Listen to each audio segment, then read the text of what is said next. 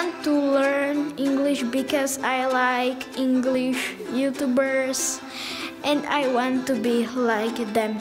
V našich anglických komunikačných kluboch Mindbrain Academy deti prakticky si precvičia to, čo sa naučia v škole. Výučba je postavená na praktickej komunikácii s využitím všetkých zmyslov. To robí tú angličtinu inou a zábavnou. Is banana. Tým, že deti majú interaktívne hry a tie prepájajú do praxe. Yeah, train is all the way the last one, number 30.